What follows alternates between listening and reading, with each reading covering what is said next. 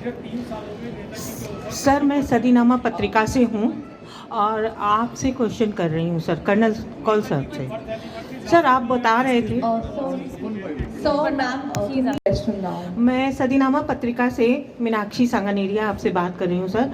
आप जो बता रहे थे कि गुमनामी बाबा, तो क्या सर उनके कुछ दस्तावेज है हमारे पास जो हम मतलब लोगों तक पहुंचा सके और जिससे कि लोगों को ये जानकारी, सही जानकारी हम लोगों तक दे सके?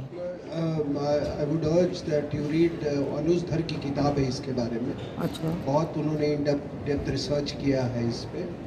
और उस किताब का नाम सर, उस किताब का नाम मिल जाएगी, अनुज धर की किताब है वो।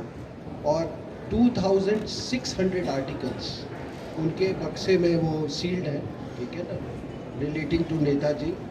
अनुज धर का ये भी कहना है कि किसी आदमी का हैंड राइटिंग एक भाषा में मिल सकता है लेकिन 2 भाषा में नहीं मिल सकता, ठीक है ना। तो इन सब चीज़ों के बारे में इन्होंने कंट्रोवर्सी क्रिएट की। और मेरा अपना ऐसा मानना है, अभी मैंने एक प्रोग्राम किया था वो IAS विद हरि मोहन के साथ, तो मैंने जब उसमें उस टॉक के बाद कुछ लोगों ने रिस्पॉन्ड किया, तो एक साहब है वहाँ पे, कोई डॉक्टर है कलकत्ता में, तो उन्होंने कहा, मैंने उसमें ये जिक्र किया है अपने टॉक में कि अगर आप ताशकंद का फ़ोटो देखें तो एक फ़ोटोग्राफ है जो लगता है नेताजी सुभाष चंद्र बोस का जी। तो उन्होंने जो वर्ल्ड का, जो सभी लोगों ने चंदा इकट्ठा किया कलकत्ता में, वर्ल्ड का जो बेस्ट जो वो फेस, वो जो कि फेस मैपिंग करते हैं, उन्होंने कंफर्म किया कि ये नेताजी सुभाष चंद्र बोस है। He came here somewhere around 67-68, handed over by Russia to us, ठीक है ना। एंड फॉर जियोपॉलिटिकल रीजंस वो मेरा अपना मानना है ये कि वो एक गुमनामी बाबा का वो ज़िंदगी उन्होंने जिया। ठीक है सर, धन्यवाद। ये बहुत चार छोटे से सवाल है इसके अंदर। जी जी सर, गवर्नमेंट को आंसर देना होगा। देने एक गुमनामी बाबा है, जी।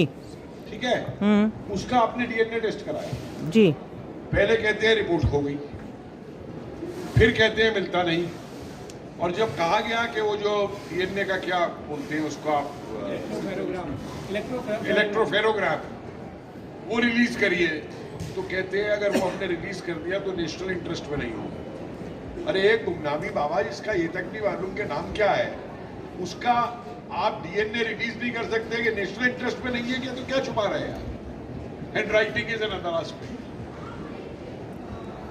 तीसरी चीज, साहे साहब को ये कहा गया था कि वो आइडेंटिफाई करें ये आदमी कौन है जी। ये नहीं था कि ये बोस है या नहीं।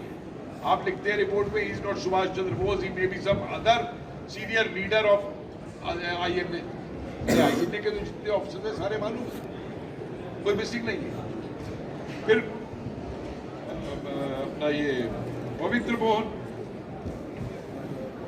रॉय जो नेताजी के डायरेक्टर इंटेलिजेंस थे, वो ताजिंदगी गुमनामी बाबा के यहाँ जाके रहे कि बंगाली में उनके बहुत सारे डॉक्यूमेंट्स उनके पब्लिश हुए हैं उसके बाद से। तो इस मिस्ट्री को, मेरा एक अपना फीलिंग अभी आ गया है क्लियर मुझे कि जो गवर्नमेंट, देखिए मोदी जी बड़ी अच्छी तरीके से जानते हैं कि देयर वाज नो ग्रेट तो इतना नहीं करते, और इस चीज़ को नेहरू भी जानता था बड़ी अच्छी, इंटरेस्ट नहीं। अब क्यों नहीं सामने आ रही, तो जब IB फाइल्स की हम लोग डिमांड करते हैं, तब कर्नल साहब ये बता सकते हैं कि एक तो देखिए जो हमारी इंटेलिजेंस एजेंसीज हैं, they even act above PM। हाँ, मोरारजी ने रॉ के ऑपरेशंस बंद कराने के ऑर्डर्स दे दिए थे, लेकिन ऑपरेशन बंद नहीं हुए। नहीं हुए। तो IB एक तो अपना ये नहीं चाहती कि हमारी वो बाहर आए मोटस ऑपरेट। दूसरा ये है कि IB के एक डायरेक्टर साहब थे, मलिक साहब, उन्होंने झूठ बोला था कि एफिडेविट दिया था मुखर्जी कमीशन के सामने कि IB का इस इशू से कुछ लेना देना नहीं। और जब PMO की फाइल्स डिक्लासिफाई हुई तो उनमें मलिक साहब की लिखी हुई चिट्ठियां मिल गई सारी। ओके। तो अपना फंक्शनिंग आउट नहीं होने देना। और एक तीसरा भी और है कि हो सकता है कि इन IB लोगों ने कुछ ऐसी चीज लिख दी हो जिसको गवर्नमेंट समझती हो कि नेताजी के लिए डेरोगेटरी हो। जैसे अंग्रेज रानी झांसी के लिए रेजिमेंट के लिए लिख गए थे कि ये तो इन्होंने अफसरों के एंटरटेनमेंट के लिए बहुत बनाई थी और very aspect. Thank you sir.